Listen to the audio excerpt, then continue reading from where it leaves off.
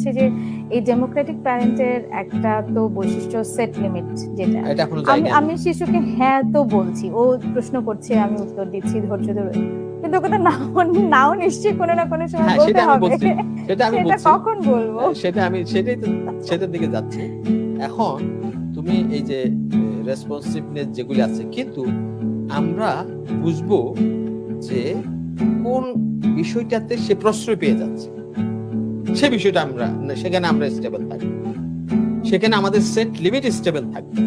আমি তাকে অটোনমি নিচ্ছি, আমি তাকে ফ্রিডম দিচ্ছি, আমি তাকে রেসপন্স করছি, কিন্তু সে যখন রাত 1টা 2টা বাজে মোবাইল ব্যবহার করতে থাকবে, সেখানে আমরা কৌশলী হব। আগে তাকে বুঝাবো যে আমাদের ব্রেইনটা শিশুকালে 8 থেকে 10 ঘন্টা তোমার ঘুমানো উচিত, এটা কিশোর বয়সে ধরো, এবং এটা না ঘুমালে ব্রেনের অনেক ক্ষতি হয়, বিকাশের সমস্যা হয়, কিছু ইনফরমেশন তার সাথে দেওয়া খোলামেলা, যদি তার ওই বয়সটা হয়, কগনিশনটা ওই বয়সে আসে।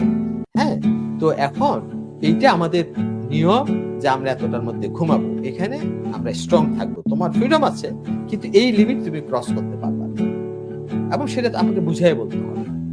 হচ্ছে যে এই ডেমোক্রেটিক প্যারেন্টের একটা তো বৈশিষ্ট্য সেট লিমিট, যেটা এটা এখনো আমি যায়নি। আমি শিশু